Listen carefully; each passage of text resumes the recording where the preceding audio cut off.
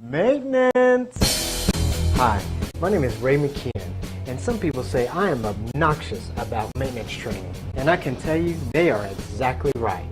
I started in this industry in 1994 as a groundsman, and I was always hungry, starving even, to learn more about the industry. Everything from plumbing, electrical, heating and air. If it had anything to do with my duties on an apartment community, I wanted to know how to do them better. So take a look at these technical videos and consider them another tool for your toolbox, because that's exactly what they are. At MyMaintenanceShop.com, we are here to empower you to make you more successful. Hello fellow service technicians, and welcome back to My Maintenance Shop University.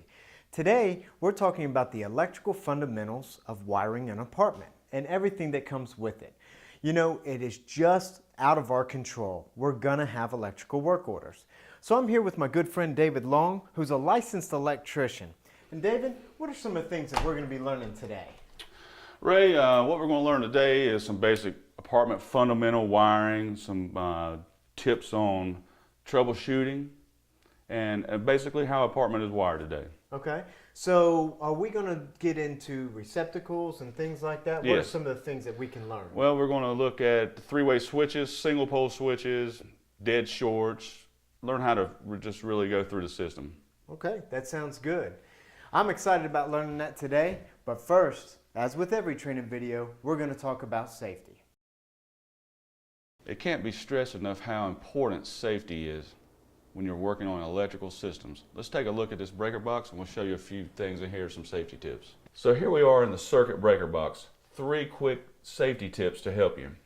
First of all, know where your live energized parts are. Number 2, make sure you know which circuit breakers control the circuits that you're working on. And finally, number 3, the correct tools.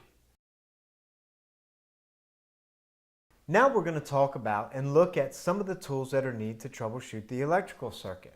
David, I see a lot of tools here, and some of these I even have in my bag. But why don't you tell us exactly what each individual tool does? Well, what we have here is a 9-inch pair of lineman's pliers. They're insulated. They're used to cut larger wires, and we use them to twist wires together to make joints. So this is the one that you use the big colored wire nuts, the Exactly. reds and the blues. Yes, and sometimes we use it as it's called a electrician's hammer. Okay, all right. And then we have a pair of wire strippers. They're also insulated. They have different sizes on them, so you'll know what size. You have to know what size wire that you're stripping. Very important. They also have screw cutters on here, so you can use a 632 or an 832 screw. Cut it down to the size you need. So that'd be like when you're hanging a light fixture, the screws that come with it, you can reach up there and Exactly. cut. Okay. Yeah, and then we have a holding screwdriver. This is used for putting a screw into a tight spot, insulated.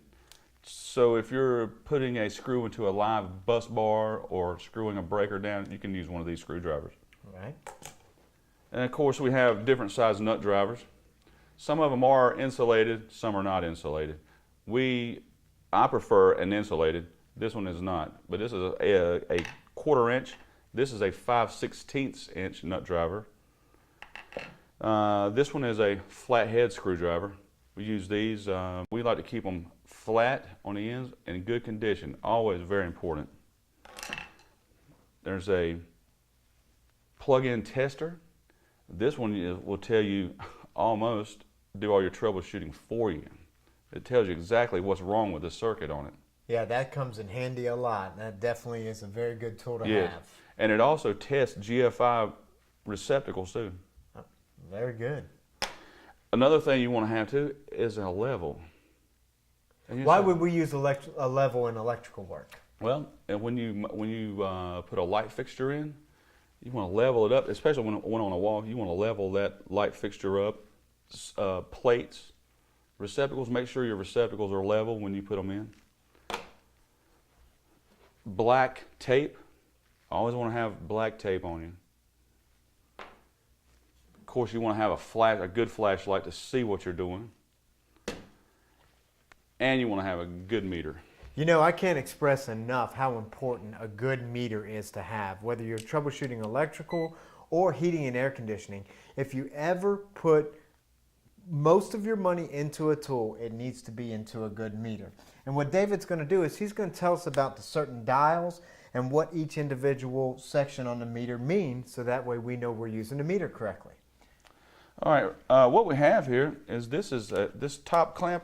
I wonder what that is. It looks like maybe some kind of a claw on an animal, right? Right. That is used for testing amperage on a wire. When you open up a breaker box and you think you might have an overload, you can put this around the wire and hang it, and it'll tell you how many amps that it's pulling. And we only do one wire at a time, correct? Right, one wire at a time. Okay. Yep, and there's a setting on there for amps. It says A on here. Now we have voltage. These two prongs right here, these are for testing voltage. You can test 110 or 220. Okay. This also has a continuity tester on it that'll tell you if a circuit is complete. Right. Then there's, it'll also test DC voltage also. Okay, so that'd be more like a car or low voltage telephone wire or something along those lines? Doorbells. Doorbells? Doorbells, exactly. Okay. And some apartments have doorbells on them. Okay. That's something you would use there. Great. You know, it is so important to keep your tools in great working order, especially when you're troubleshooting electrical. One of the good things that David had pointed out to us was a nut driver. This nut driver can sometimes over time, after being used so much, can actually round off a little bit. The one thing you definitely don't want to happen is you don't want to be working on a panel or any kind of electrical circuit and putting pressure and twisting at the same time, and all of a sudden it comes off. You want to make sure you keep your tools in good working order. Well, David, looks like you got all the tools that are needed, and this looks fantastic. I've got some in my bags, and I'm sure that everybody else has some in theirs. But now I'm ready to troubleshoot some electrical. Why don't you say, let's go ahead and do that. Let's go. Okay, we pretty much all know how the electrical is fed from the power company to the apartment, but we thought we'd like to bring you outside to the main meter for this unit and have David explain how the power is fed through the meter and through the breaker. Why don't you tell us about that, David? All right, well, what we have here, we have the meter, and what the meter does is the utility line comes through, makes the connection in the middle usually in these meters, and there's a bus bar inside here that connects all along the top here, and that's called the line side of the meter, and that would be the utility side. It's called the line side, and usually the connection is at the top of the meter. Okay, and the bottom side is called the load side. You have two black wires and you have a white wire. The two black wires you get your 220. With the white wire and one black wire you get 110. The two black wires and the white wire come down through, and this is your main disconnect power for the entire apartment. And down here again you have line and load. This is a disconnect, main service disconnect. You have line and load. Line comes in the top, load on the bottom of the breaker. This particular breaker is rated at 100 amps. And just like we were talking before, the amp meter, this can be placed on one of the wires, just like that. And I can tell you how many amps you're pulling on this whole apartment service on each wire. Okay, now you're saying that this 100 watt or this 100 amp breaker, would we be pulling 100 amps on each individual wire? Yes. Okay, so this with 100 amps on one wire and 100 amps on the other. That's what it's fused for. That's what it's fused for. So right. Not the two connected. Right. Okay. Yeah, it's not 50 on one, 50 on the other. It's 100. It can withstand 100 amps on each wire. So if we exceed 100 amps on a main like this here, could one side of the breaker be going bad? If you exceed that, this breaker will trip. It will trip out. Yes, it will trip out. I heard you say line and load. So in other words, the line is obviously what is feeding And the load is what the actual appliance or unit it is feeding. So in other words, if you have a disconnect for an air conditioner like this one out here, the line is what's feeding it, and this is the load, correct? The Yes. air conditioner is the load. Yes. So in this case, talking about a main, our apartment is the load. Yes. Okay. Exactly. The apartment is a load, and the appliances are the load. Okay, well that seems simple enough. Now let's go back upstairs and troubleshoot from the panel on. Let's go.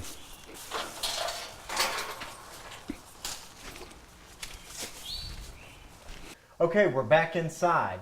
We went outside and we saw how the power is distributed for the power company. Now we're going to take a look at how the power comes into the panel box, and we're going to talk a little bit about how it's distributed. So David, I know that this comes from the outside, so why don't you tell us what happens from there? Well, Ray, what it does, you have the 3 wires that we were talking about, that neutral, the 2 hot wires, 2 black ones. They come in here and they feed a bus bar. And the bus bar, and not a buzz bar, like a lot of people say it's a bus, B-U-S-S. The breakers actually plug onto the bus bar, and that's where you get your power from. It's two separate bus bars, and that's where you get your 220 and your 110 from. So the bus bar can distribute 240 or 220 or 110 or 220 by these little bars right here. It looks like there's an open one right there. Is that the bus bar? That's right the there? bus bar, yes. Okay. And it looks like the breaker just clamps onto that right there. Yeah, it does. Mhm. Okay. Yeah, and there are different styles of circuit breaker boxes. There's probably 20 different manufacturers of circuit breaker boxes. This particular one is a sub panel because you have that main breaker downstairs. So this is classified now as a sub panel, which you would have to separate. You have on a circuit, on every circuit you have a ground wire in it, either a neutral and a hot or 2 hots. All your ground wires are separated in here. Your neutrals are separated. 2 different bars in here. So you always want to watch out for that. And then your circuit breakers, you have if you have 220 volts, you'll have a tie handle on the breaker, and it will be 2 breakers together make 220. Okay. So now the 220 breakers are obviously the ones that run the 220 circuit. That's pretty easy to understand. But is this recommended or designated rather for each individual appliance? Like water heater has one, Range has one, Yes. and so forth? Yes. Okay. Yes. Range has a separate 220 volt circuit, 50 amps usually, can be a 40, 30 amps for a water heater, dryer, your air conditioner is 220, furnace, if you have an electric furnace, they can run 220, or 110 if it's gas. Okay. But each individual appliance has to have its own circuit, correct? Sometimes. Sometimes. Okay. Some kitchen appliances, microwaves, usually they're on with their own circuit. Okay. All right. Okay. So if I've got a gas furnace that I need to work on, there's no confusion when I come to turn it off at the panel here. It'll say gas furnace instead of being wired into like the lights and receptacles. Exactly. Okay. Exactly. Yeah, it should have its own circuit. And is that a national code type situation? Depends on the actual amperage that the furnace is pulling, but if I was wiring the place, I would put it on a separate circuit. Okay. All right. Now, while we're touching on that, I noticed that there are a lot of different size wires here. Obviously, the bigger ones are for the 220, but there's even some different colors. Can you go through each individual color wire, and tell us what it's designated to and what its purpose is? Okay. What you have is, just like I said before, coming in you have 2 black wires. Okay. So that designates that we have 220 volts coming and feeding the panel because we have 2 black wires. The white wire that's coming in makes for the neutral for the 110 volt. Now this obviously has to run everything, and that's a big wire. What gauge wire is that? That is probably a number 2 aluminum wire. Okay. Number 2 aluminum. The wire insulation and the circuit breaker size. If you'll notice, it says 40, 30, 20, 15. 15 being the smallest circuit breaker that you can have. The circuit breaker actually protects the insulation on the wire Okay. from it overheating and damaging the insulation. So that's what the actual circuit breaker does, is protect the wire insulation. Okay, so that's why it's rated for a 30 or a 40 or a 15 and so forth. Yep. And that wire size is a particular size. The copper inside there is a particular size that can handle that much load on it. Okay. So and it protects that wire and the insulation, but it's basically to protect the insulation and to detect dead shorts Okay. and trip. All right, tell us about the different size and color wires and what each one's or designated to. Well, your 14 gauge wire goes on can be protected by a 15 amp circuit breaker. You can have 14 gauge 220 volts. You can have 14 gauge 110 volt. An Okay. appliance air conditioner condenser can be fused at 15 amps and have a 15 amp 220 volt breaker on it. Okay, but it could also go for like receptacles and That's so right, for a 15 amp for receptacles. Right. And in apartments, do we typically see a 14 gauge wire on receptacles? Yes. Is that just any receptacles? Bedroom, kitchen? Which ones do we typically see that with? The 14 gauge wires are usually in the bedrooms, bathrooms on the older places, and for lighting. Lighting? Yes. Okay. The 20 amps are usually in a kitchen or dining room, and dishwasher. Not dishwasher, a clothes washer. Okay, so we went up from 15 to 20, and I noticed that we changed areas of the apartment. So 20 goes for kitchen and living room. Is that because you're running toasters and blenders and TVs? Is Right. that why it has to be higher? Kitchen and dining room. Kitchen and dining room. Your okay. dining, if you can put a table there, a dining room table, then they consider that dining room, and it's on a 20 amp circuit. And sometimes it's with the kitchen circuit. Right, and it's because of the small appliances that are running in the Exactly. kitchen. Okay, all right. Right. And what about these heavier gauge, thicker wires here on the 220 circuit? What are those? Well, those are for the your clothes dryer, which is 30 amps. Okay. And that's a number 10 wire. And you'll notice the difference between a 12 gauge wire and a 10 gauge wire. The 10 gauge wire is one step bigger than a 12 gauge. They use that on the dryers, water heaters, and maybe an air conditioner sometimes. Okay. And I noticed that there's all black wires here, and some of them are even coated. They were white and now they're black. I guess that signals something. But I noticed that you have a couple red wires in there. Why do we have red wires kind of mixed in with everything on the 220 circuits? The red wire just designates and lets you know that is used as a hot wire. Okay. It can be red, blue, black. Okay.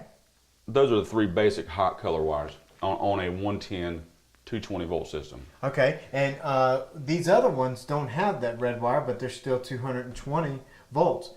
What circuits are these designated for? Could a red wire be on an air conditioner as well, or would this be designated for like a dryer or a range? Well, a lot of times the red wire is used in a 4-wire cable. Okay. Which clothes dryer receptacles now take a 4-wire. So they usually put if you see a red wire, that's usually in a cable that